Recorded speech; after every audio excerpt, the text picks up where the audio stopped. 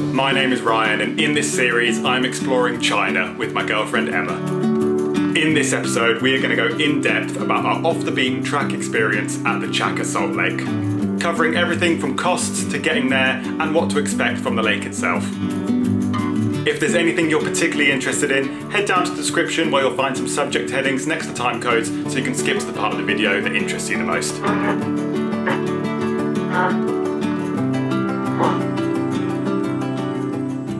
The closest major city to the Salt Lake is Xining. We took a 3-hour flight from Kunming in Yunnan province with China Eastern Airlines. The ticket cost us around £100 and ended up including lounge access and an in-flight meal, which were both nice surprises. Xining is a city with a big Islamic influence and very friendly locals. But as you already know, this film is not about the city, so let's skip to the next morning with a lovely travel montage. There's a built-for-purpose tourist train that leaves Xining at about 8:30 every morning and it returns to the city again at 4 p.m. The journey takes about 4 hours, and because the train is so slow it feels like even longer. But you do get to see some stunning scenery along the way.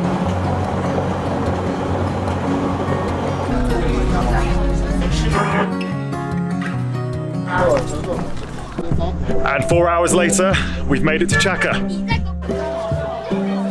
It costs 70 yuan to get into the lake, which is about £7-8, so not too bad.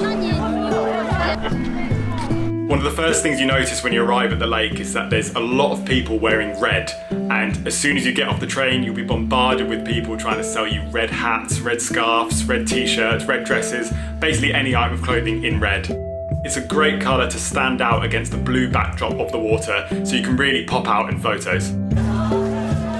We followed the crowds through a huge market which we thought was the entrance, but it ended up being the exit, so that wasn't great. I mean, you can see how we might have got confused.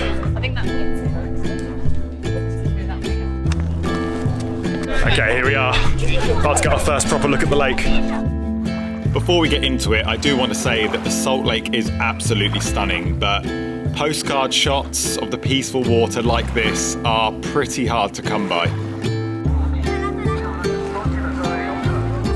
You won't see many Western tourists here, and I don't think we saw any all day, but the lake is extremely popular with Chinese people coming here in their thousands every single day. And with our train arriving about midday, there was no avoiding the massive crowds. We're just going to keep walking until we get as far away from the madness as possible. It is thinning out a little bit. Is it a bit bright, Emma? You can either walk around the lake or take the train that goes directly down the middle of it. We decided to walk up and take the train back. The train was originally used for mining salt, but the only thing it mines now is the tourist dollar.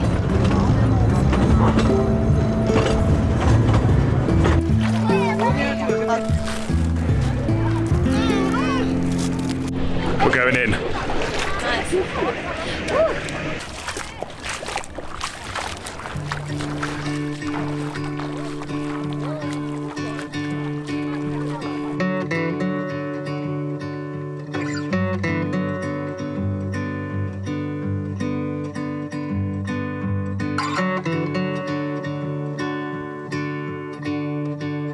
So it may have been a mistake to go in barefoot, because my feet are cut up. The salt is so sharp. The salt in the lake is actually pretty coarse, so after you've spent a while walking around, it can really start to hurt your feet.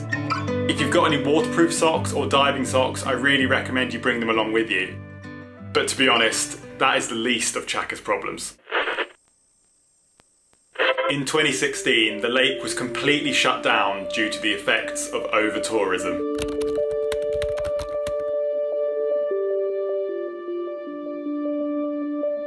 It became polluted by waste and damaged by the mass crowds.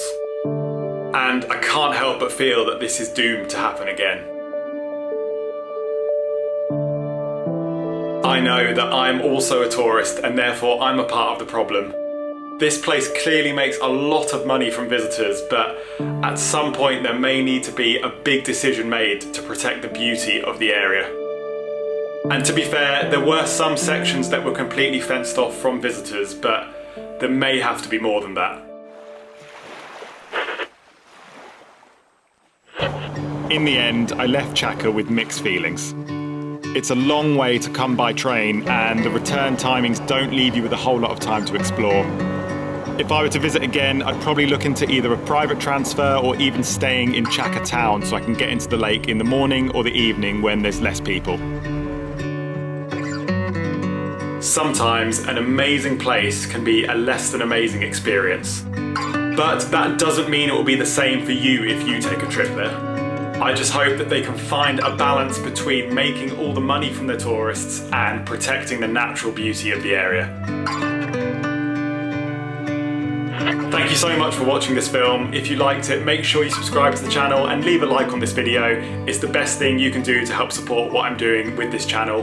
The next episode is about my favourite day we had in China at the incredible Rainbow Mountains.